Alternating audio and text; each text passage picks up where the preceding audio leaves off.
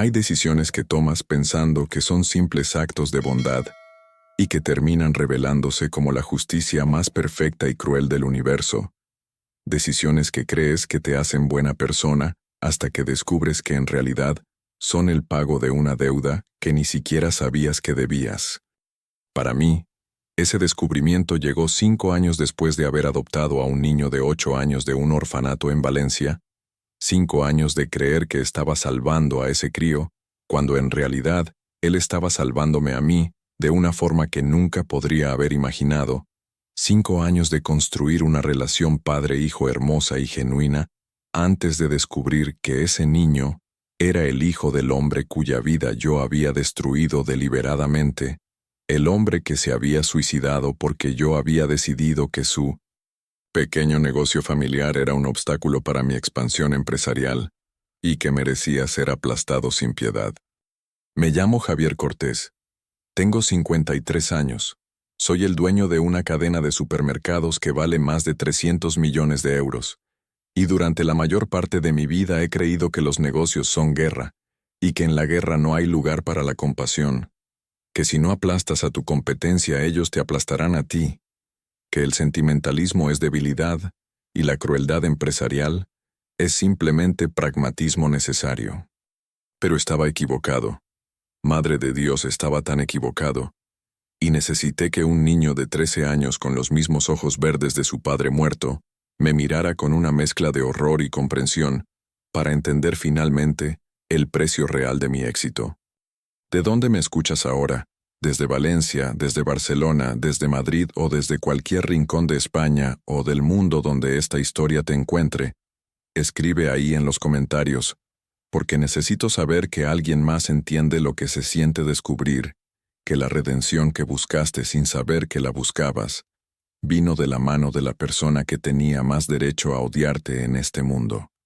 Todo empezó hace 8 años, en un invierno especialmente frío en Valencia cuando el viento del norte soplaba desde el interior, llevando el olor a nieve de las montañas distantes, cuando mi vida era una sucesión interminable de reuniones y adquisiciones, y números creciendo en pantallas de ordenador, cuando mi matrimonio de 20 años se había desmoronado finalmente bajo el peso de mi obsesión con el trabajo, y mi esposa Claudia me había dejado diciéndome que me había convertido en un monstruo, incapaz de amar nada que no fuera dinero y poder. Me había quedado solo en mi casa enorme en el barrio de El Saler, una mansión moderna con vistas al mar que parecía un mausoleo cuando solo yo vivía en ella, con habitaciones que nunca usaba, y silencio que me aplastaba cuando volvía tarde por la noche de la oficina. Claudia y yo nunca habíamos tenido hijos. Ella había querido, pero yo siempre había pospuesto diciendo que no era el momento adecuado, que primero necesitaba establecer el negocio, luego expandirlo, luego consolidarlo. Siempre había una excusa porque la verdad era que tenía miedo de ser padre, miedo de que un hijo me hiciera vulnerable de formas que no podía controlar. Pero después del divorcio, después de meses de vivir solo en esa casa vacía volviendo del trabajo a las 11 de la noche, para comer comida de uno de mis propios supermercados calentada en el microondas antes de caer dormido frente a la televisión, algo empezó a cambiar en mí. Empecé a sentir un vacío que no podía llenar con más dinero o más adquisiciones, o más éxito profesional. Empecé a preguntarme qué sentido tenía todo esto, si no tenía a nadie con quien compartirlo, si cuando muriera no habría nadie que me llorara genuinamente, solo empleados aliviados de ya no tener que lidiar con un jefe exigente. Y una noche, no sé por qué exactamente, quizás fue algo que vi en la televisión o algo que escuché en la radio, empecé a pensar en adopción. Empecé a preguntarme si todavía había tiempo para ser padre, si podía llenar este vacío siendo padre de un niño que necesitara uno. La idea me obsesionó durante semanas. Investigué el proceso, hablé con abogados, visité agencias de adopción y finalmente terminé en un orfanato en el centro de Valencia, un edificio viejo de principios del siglo XX, con paredes gruesas y patios interiores donde resonaban las voces de niños jugando. La directora, una mujer de 60 años llamada Hermana Inés, con hábito de monja y ojos increíblemente bondadosos, me recibió con escepticismo apenas oculto. Me dijo que no era común que hombres solteros de mediana edad quisieran adoptar, que tendrían que hacer investigaciones exhaustivas, que su primera prioridad era siempre el bienestar de los niños. Le aseguré que mis intenciones eran genuinas, que podía proveer cualquier verificación que necesitaran, que tenía recursos más que suficientes para dar a un niño todo lo que necesitara materialmente, y que ahora finalmente tenía tiempo y deseo de dar también lo emocional. Me llevó a conocer a varios niños durante las siguientes visitas, niños de diferentes edades y con diferentes historias, y yo interactué con todos ellos sintiéndome torpe e inadecuado, sin saber cómo hablar con niños, sin saber cómo conectar. Y entonces, en mi cuarta visita, en un día de febrero cuando la luz entraba oblicua por las ventanas altas del comedor pintando todo de dorado pálido, lo vi.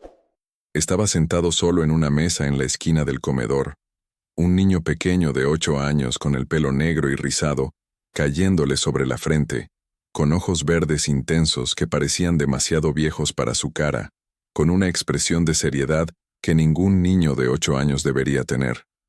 Estaba dibujando algo en un cuaderno, concentrado completamente en lo que hacía, y algo en su soledad, en su aire de estar completamente solo, incluso rodeado de otros niños, me llegó directo al pecho. Le pregunté a hermana Inés sobre él, y ella me contó su historia con voz suave y triste.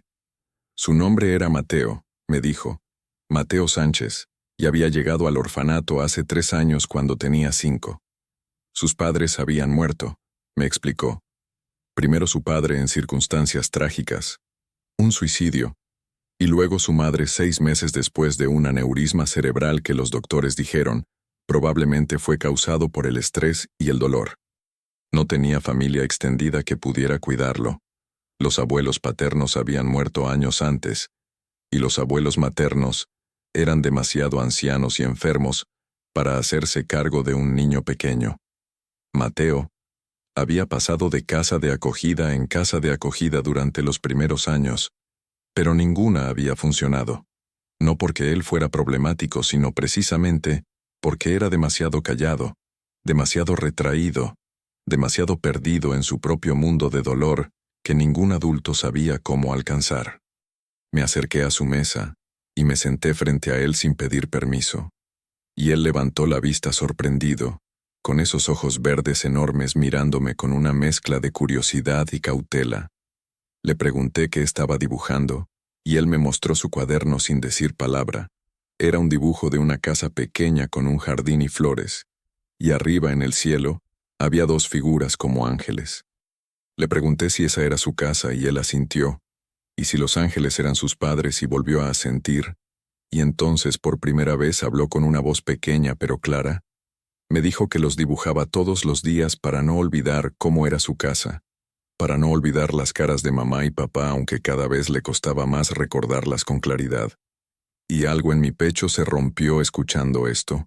Algo que había estado congelado durante años empezó a derretirse dolorosamente.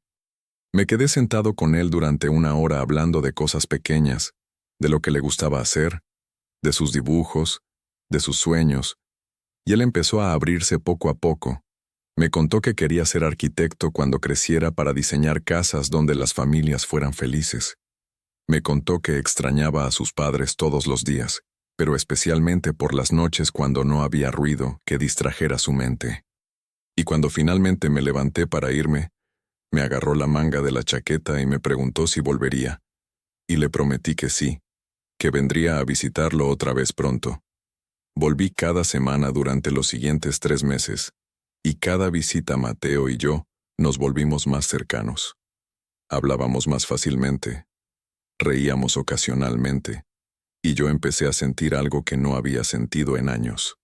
Algo cálido y protector, y completamente aterrador en su intensidad. Me di cuenta de que estaba enamorándome de este niño de la forma en que un padre se enamora de su hijo, que quería protegerlo y cuidarlo, y darle todo lo que la vida le había quitado tan cruelmente. Inicié el proceso de adopción formal. Pasé por todas las investigaciones y evaluaciones psicológicas y verificaciones de antecedentes. Y 6 meses después de conocer a Mateo, finalmente pude llevármelo a casa. ¿Alguna vez has sentido que tu vida se divide en antes y después de un momento específico, tío?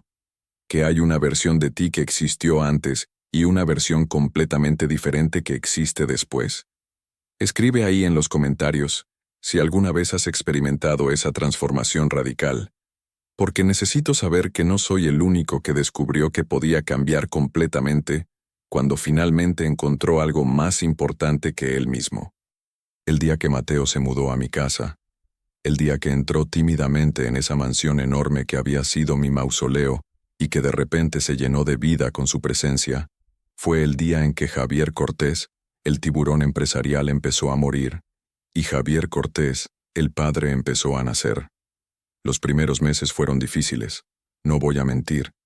Yo no tenía idea de cómo ser padre, cómo establecer rutinas, cómo equilibrar disciplina con afecto, cómo ayudar a un niño traumatizado a sentirse seguro. Mateo tenía pesadillas frecuentes, se despertaba gritando en medio de la noche, y yo corría a su habitación para sostenerlo mientras lloraba. Y gradualmente aprendí que a veces no necesitaba palabras, sino solo presencia, solo estar ahí firmemente mientras la tormenta pasaba. Contraté a una terapeuta infantil excelente que trabajó con él 2 veces por semana, ayudándolo a procesar su trauma. Y yo asistía a sesiones también aprendiendo cómo ser el padre que este niño necesitaba. Y lentamente, semana a semana, mes a mes, vi cómo Mateo empezaba a florecer. Las pesadillas se volvieron menos frecuentes, las sonrisas más comunes, las risas más genuinas. Empezó a hacer amigos en su nuevo colegio, un colegio privado excelente donde los maestros eran pacientes y comprensivos con su historia. Empezó a hablar más sobre sus padres, no con el dolor agudo del principio, sino con una nostalgia más suave, recordando momentos felices que tenían juntos. Y yo, madre mía, yo me transformé completamente también. Empecé a rechazar reuniones de negocios que interferían con recogerlo del colegio. Empecé a delegar más responsabilidades a mis gerentes para poder pasar tardes jugando al fútbol con él en el jardín. Empecé a descubrir que había alegría en cosas simples como ayudarlo con los deberes o leerle cuentos antes de dormir. Mis empleados no entendían qué me había pasado. Algunos murmuraban que me había vuelto blando, que había perdido mi filo competitivo, pero no me importaba porque había descubierto algo infinitamente más valioso que ser temido como un tiburón empresarial sin piedad.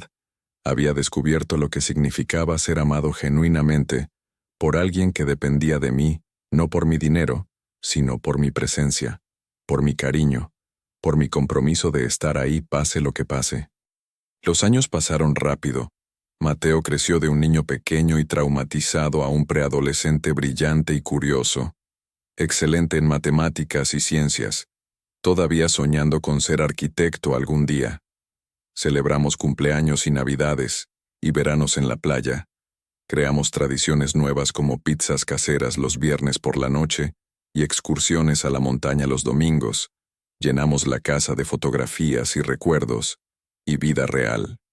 Y yo me sentía, por primera vez en mi existencia entera, como si mi vida tuviera propósito más allá de acumular riqueza, como si finalmente estuviera contribuyendo algo positivo al mundo criando a este niño para ser un buen hombre. Pero había algo que nunca investigué profundamente, algo que en retrospectiva fue una negligencia imperdonable nacida de mi deseo de no remover el pasado doloroso de Mateo. Sabía que sus padres habían muerto. Sabía que su padre se había suicidado, pero nunca pregunté los detalles. Nunca investigué las circunstancias exactas, porque pensé que sería mejor dejar eso enterrado, dejar que Mateo construyera una vida nueva sin estar constantemente recordándole la tragedia que había perdido. La terapeuta había dicho que él hablaría de ello cuando estuviera listo, que no debíamos forzarlo, y yo seguí ese consejo tal vez demasiado cómoda por no tener que enfrentar detalles dolorosos. Todo cambió un sábado de mayo cuando Mateo tenía 13 años, cuando el sol de primavera entraba por las ventanas de mi estudio donde yo estaba revisando algunos documentos de un negocio que había cerrado años atrás, papeles viejos que estaba organizando para archivar. Mateo entró buscándome para preguntarme si podíamos ir al cine esa tarde, y mientras hablábamos su mirada cayó sobre uno de los documentos en mi escritorio, un contrato viejo de adquisición, y vi cómo su rostro se ponía completamente pálido, cómo sus ojos se abrían enormes, cómo su boca formaba una hoz silenciosa de shock. Le pregunté qué pasaba, y él señaló el documento con mano temblorosa. Señaló específicamente un nombre en el contrato, el nombre del negocio que yo había adquirido 8 años atrás. Supermercado Sánchez, un pequeño negocio familiar que había sido mi competencia en varios barrios de Valencia. Y entonces Mateo susurró con voz ahogada que ese era el negocio de su padre, que ese era el apellido de su familia, y me preguntó con ojos llenos de lágrimas si yo conocía a Emilio Sánchez, si sabía qué le había pasado. Y sentí como todo mi mundo se detenía, como cada segundo se estiraba hasta la eternidad, porque yo sí conocía ese nombre. Joder, claro que lo conocía. Emilio Sánchez había sido el propietario de una pequeña cadena de 3 supermercados familiares que estaban exactamente en los barrios donde yo quería expandirme, y yo había decidido que en lugar de competir limpiamente, lo aplastaría sistemáticamente. Había abierto 3 de mis supermercados directamente frente a los suyos. Había bajado precios tan drásticamente que operaba con pérdidas solo para quitarle clientes. Había usado mis conexiones para asegurarme de que sus proveedores le dieran condiciones peores. Había hecho todo lo que estaba en mi poder legal pero moralmente cuestionable para destruir su negocio. Y lo había logrado. En cuestión de 18 meses, Supermercado Sánchez había quebrado. Emilio había perdido todo. El negocio que su padre había construido y que él había heredado y cuidado con orgullo. Y yo había comprado los locales por una fracción de su valor real en el remate de quiebra. Había escuchado vagamente meses después que el tipo se había suicidado. Había pensado fugazmente que era una tragedia, pero que los negocios eran así, que si no podía manejar la presión, no debería haber estado en este mundo competitivo. Y luego lo había olvidado completamente, había seguido con mi expansión, con mi vida, sin pensarlo 2 veces. Y ahora, 8 años después, estaba sentado en mi estudio mirando a los ojos verdes del hijo de ese hombre, del niño que había quedado huérfano parcialmente por mi culpa, del niño al que yo había adoptado sin saber nunca quién era realmente. La ironía era tan cruel y perfecta que parecía diseñada por algún dios vengativo con sentido del humor retorcido. Había adoptado al hijo del hombre que había destruido.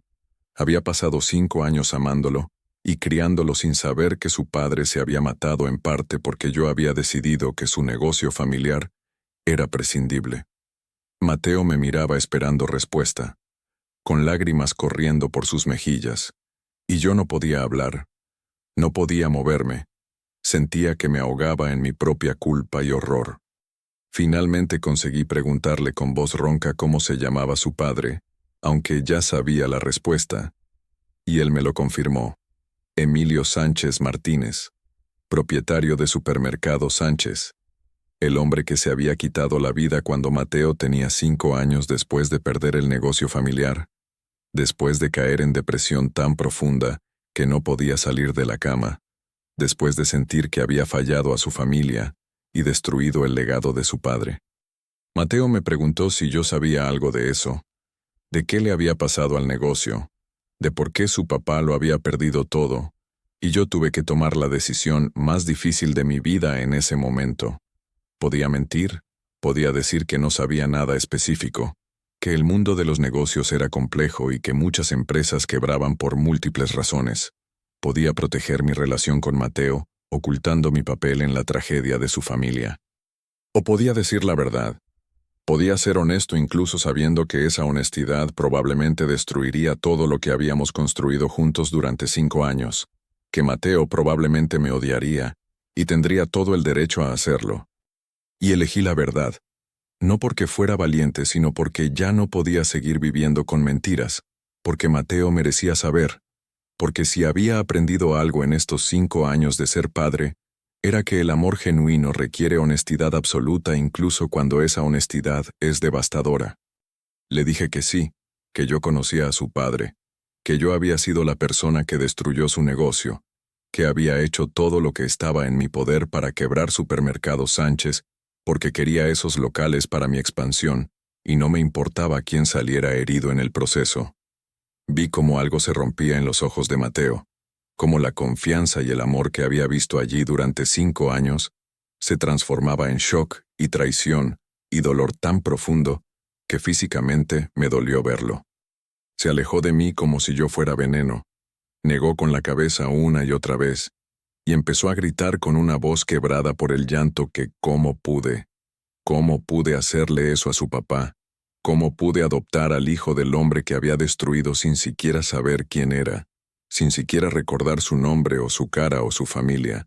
Era él tan insignificante para mí que ni siquiera lo recordaba. Y tenía razón.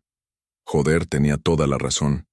Emilio Sánchez había sido tan insignificante para mí que lo había olvidado completamente después de destruirlo. Había sido solo otro obstáculo eliminado en mi camino hacia mayor éxito, no una persona real con familia e hijos, y un legado que proteger.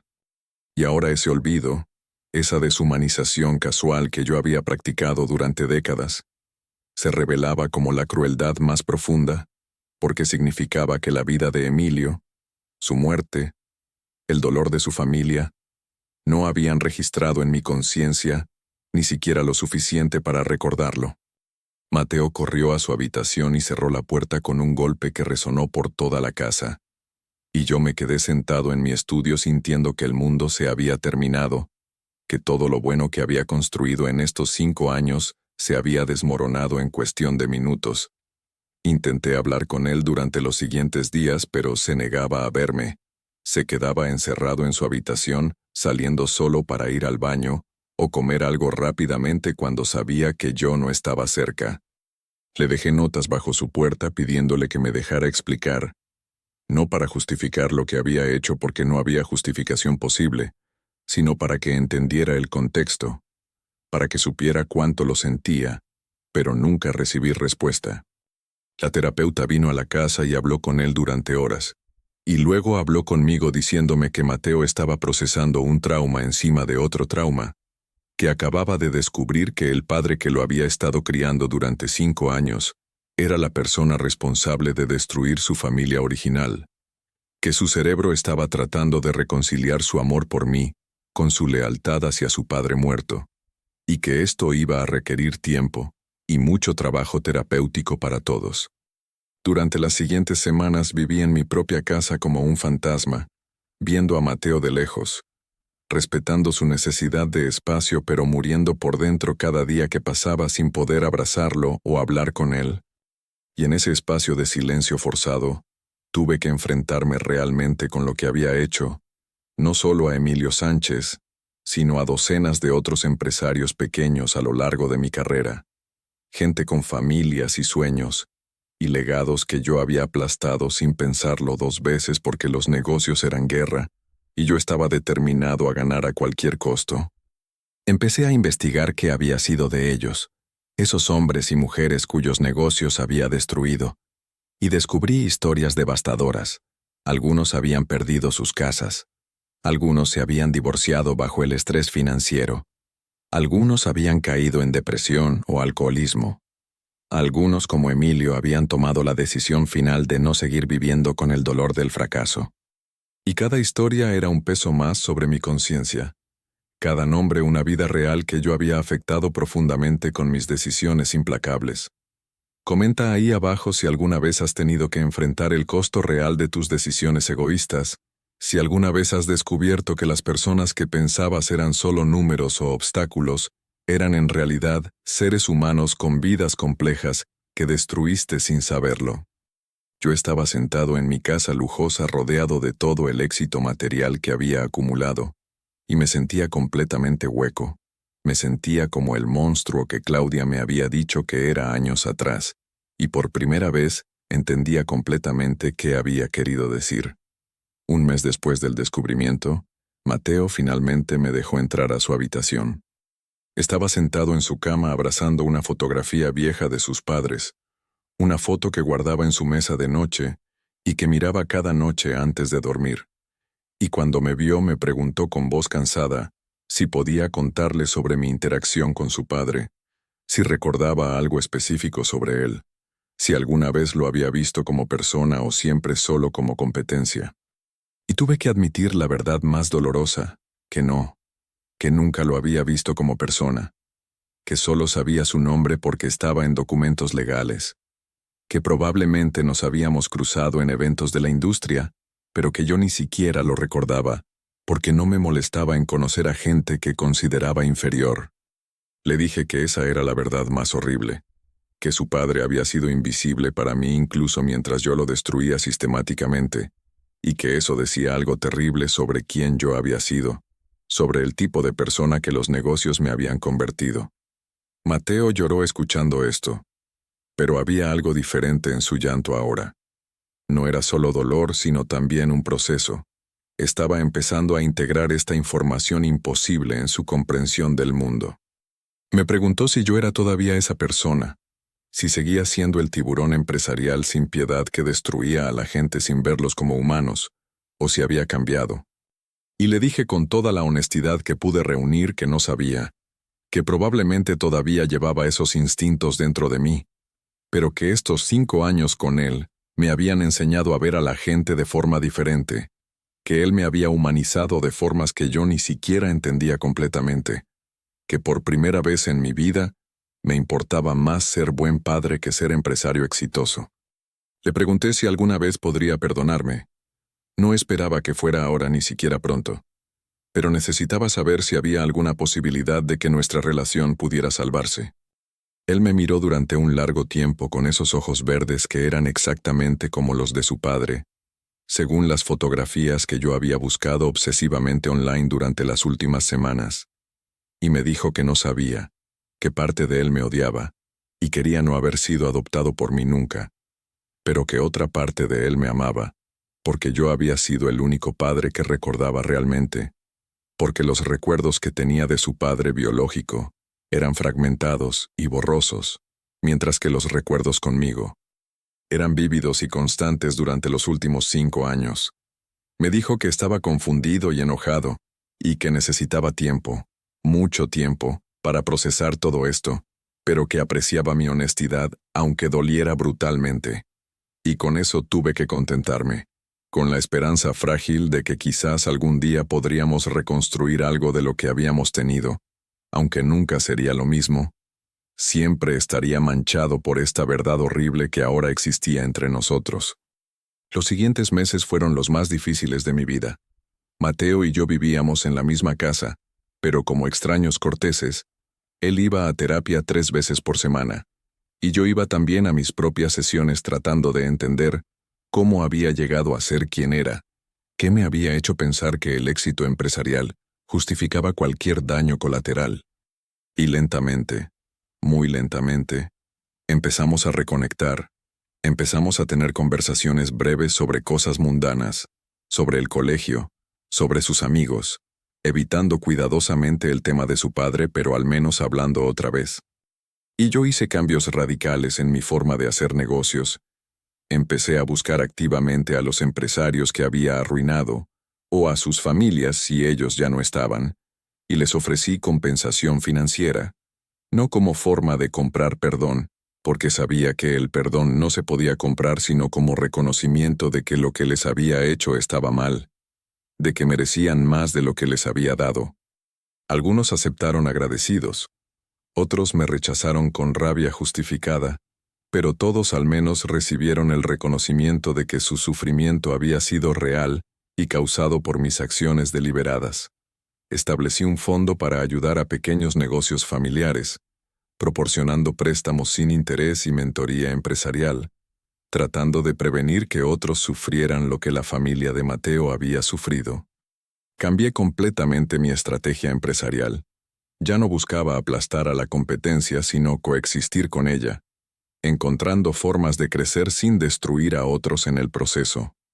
Mis accionistas se quejaron de que los márgenes de beneficio habían bajado, pero no me importaba porque había aprendido que el éxito construido sobre las ruinas de otros no tenía valor real. Un año después del descubrimiento, en el aniversario de cuando Mateo había descubierto la verdad, le pedí que viniera conmigo a algún lugar. Condujimos en silencio hasta un cementerio en las afueras de Valencia, y caminamos hasta una tumba específica que yo había localizado y visitado muchas veces en los últimos meses. Era la tumba de Emilio Sánchez, una lápida simple con su nombre y fechas, y una frase que decía, «Padre amado, descansa en paz». Me arrodillé frente a la tumba y empecé a hablar. Hablé en voz alta para que Mateo pudiera oír. Le hablé a Emilio como si pudiera escucharme. Le dije que lo sentía, que sentía enormemente lo que le había hecho, que no había excusa para mi crueldad, para mi ceguera deliberada a su humanidad. Le dije que había adoptado a su hijo sin saber quién era, que había pasado 5 años amándolo y criándolo como mío, y que ahora que sabía la verdad, me sentía tanto honrado como indigno de haber tenido ese privilegio.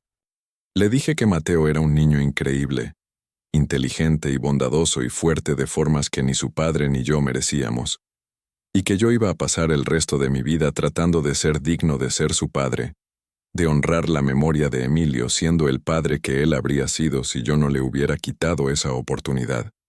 Le prometí que cuidaría de Mateo, que me aseguraría de que tuviera todo lo que necesitara, no solo materialmente, sino emocionalmente, que le hablaría sobre Emilio con respeto y amor, que me aseguraría de que Mateo conociera la historia completa de quién había sido su padre antes de que yo lo destruyera.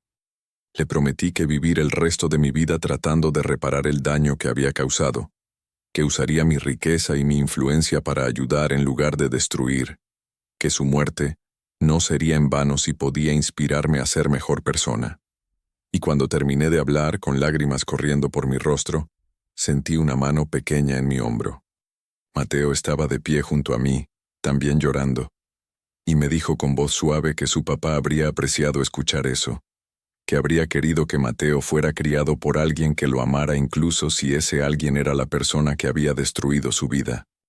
Me dijo que todavía estaba enojado, que probablemente estaría enojado durante mucho tiempo, pero que había decidido intentar perdonarme, no porque yo lo mereciera, sino porque aferrarse al odio solo lo lastimaría a él, porque necesitaba seguir adelante y construir una vida que honrara tanto a su padre biológico, como la relación que teníamos tú y yo. Me dijo algo que nunca olvidaré. Me dijo que quizás esto era lo que se suponía que debía pasar, que quizás el universo tenía un plan extraño donde yo tenía que destruir a su padre para eventualmente convertirme en el tipo de persona que podía criar a Mateo adecuadamente, donde mi culpa y mi transformación eran parte necesaria de mi desarrollo como ser humano. No sabía si creía en eso, me dijo, pero quería creerlo porque la alternativa era demasiado dolorosa. La idea de que todo esto era simplemente caos aleatorio y crueldad sin propósito. Y en ese momento, arrodillado frente a la tumba del hombre que había destruido, con su hijo de pie junto a mí ofreciéndome perdón que no merecía, sentí algo cambiar fundamentalmente dentro de mí. No era redención completa. Nunca podría redimirme completamente por lo que había hecho. Pero era un comienzo. Era la posibilidad de que quizás podía vivir el resto de mi vida de una forma que significara algo más que acumulación de riqueza, que podía usar lo que me quedaba de tiempo para reparar algo del daño que había causado. Ahora, 2 años después de ese día en el cementerio, Mateo tiene 15 años y nuestra relación es complicada, pero genuina. Él me llama papá, pero a veces cuando está enojado me llama Javier, recordándome que nuestra relación padre-hijo no es simple ni está garantizada.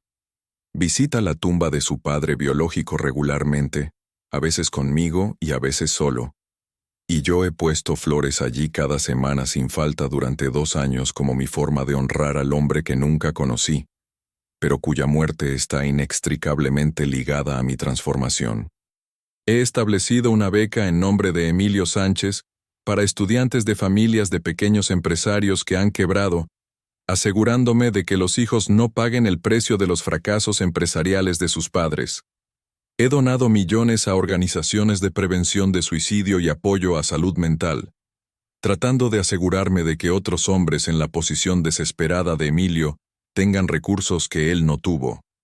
Y he cambiado completamente cómo opero mi negocio, convirtiéndome en mentor de pequeños empresarios en lugar de competidor despiadado, usando mi experiencia para ayudarles a tener éxito en lugar de asegurarme de que fallen.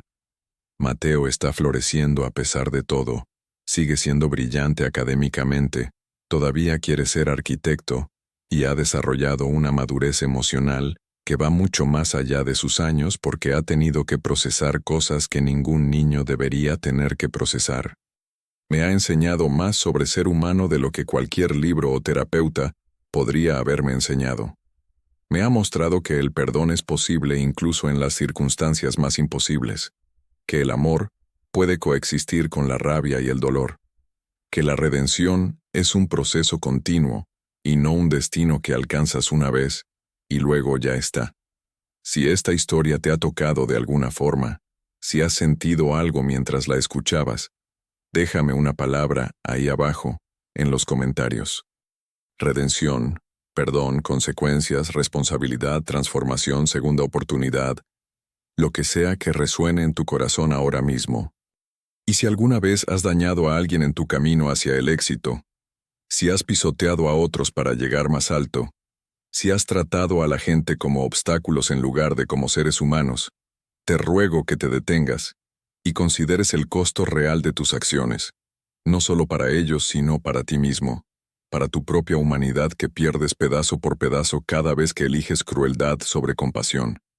He aprendido que el karma existe, pero no de la forma simple en que la gente lo imagina.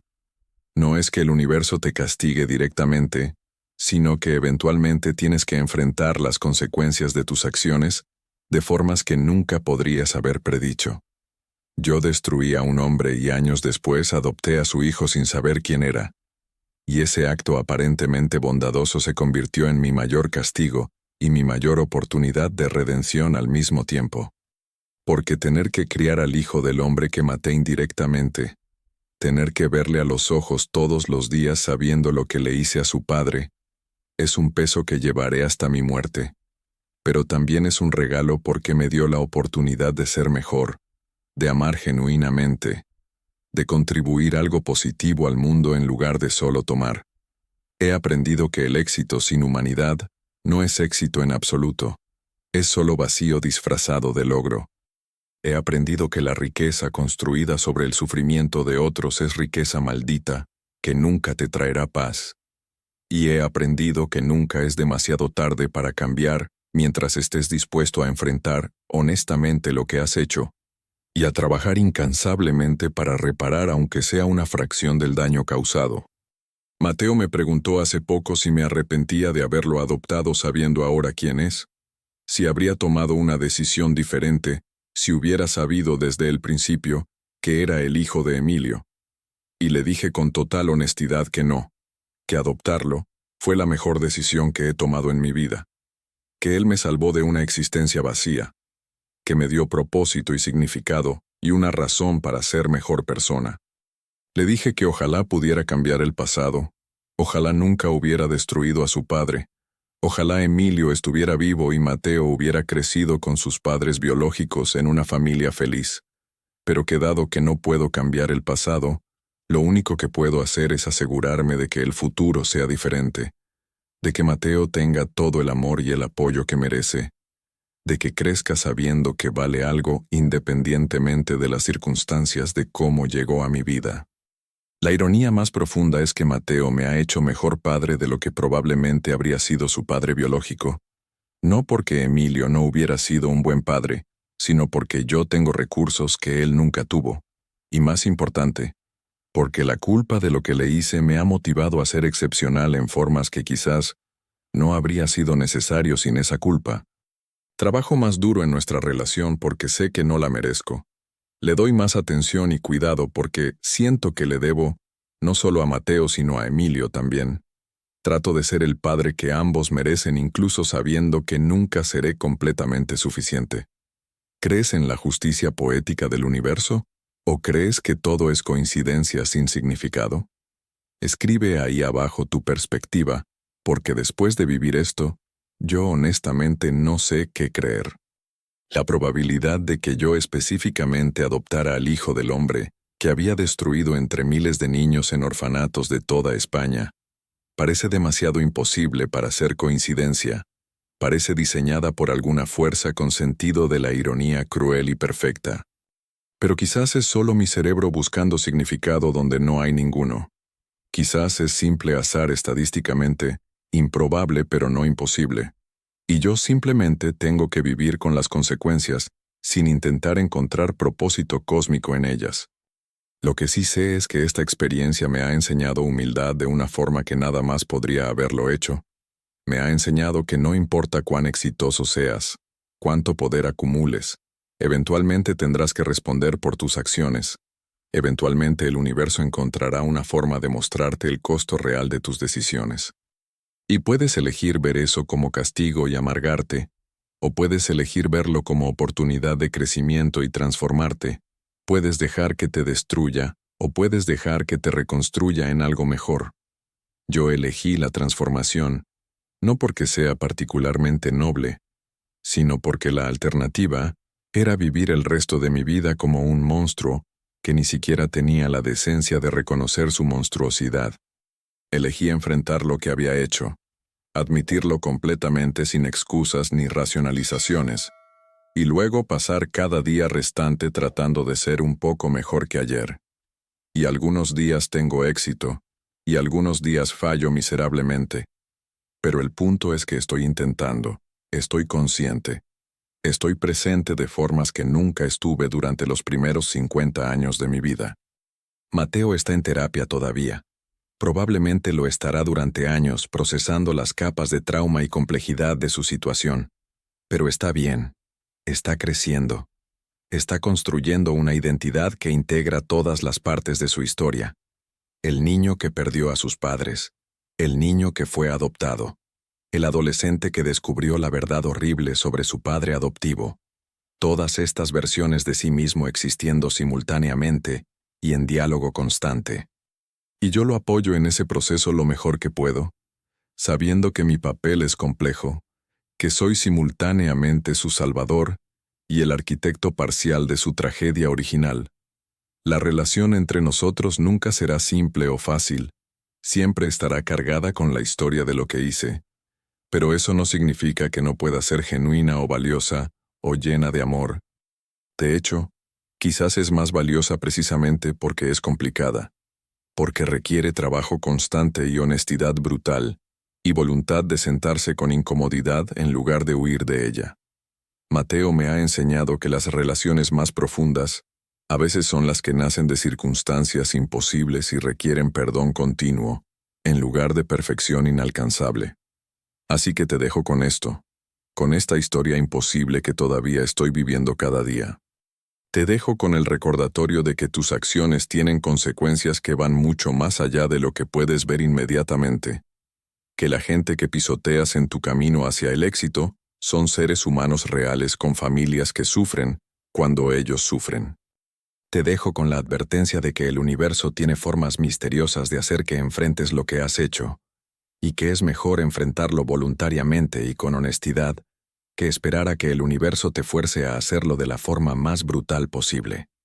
Y te dejo con la esperanza de que si has cometido errores terribles, si has dañado a gente en tu persecución ciega de éxito, o poder, o lo que sea que pensabas que querías, todavía hay tiempo para cambiar, todavía puedes elegir ser diferente a partir de hoy.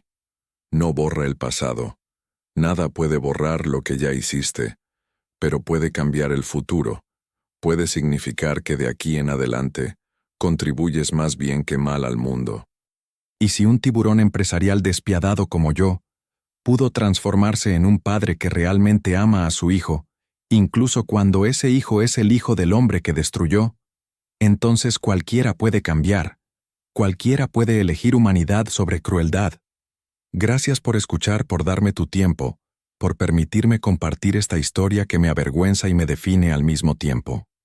Espero que te lleves algo valioso de ella, que la próxima vez que tengas la oportunidad de pisotear a alguien en tu camino hacia algún objetivo, te detengas y consideres el costo real, no solo para ellos, sino para ti mismo, para tu propia alma que pierdes pedazo por pedazo cada vez que eliges poder sobre compasión.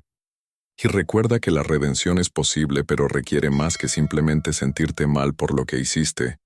Requiere acción continua, transformación genuina, voluntad de vivir diferente incluso cuando es más difícil que volver a tus viejos patrones.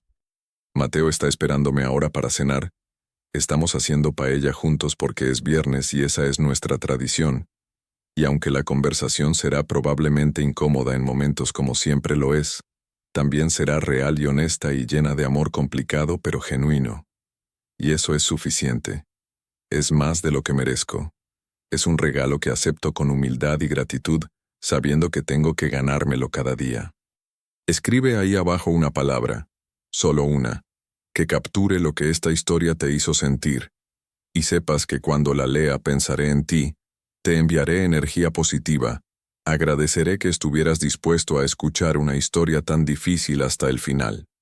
Porque todos estamos conectados en nuestra humanidad compartida, en nuestros errores y nuestros intentos de ser mejores, y cuando compartimos estas historias, nos recordamos mutuamente que ninguno está solo en el viaje complicado de aprender a ser humano.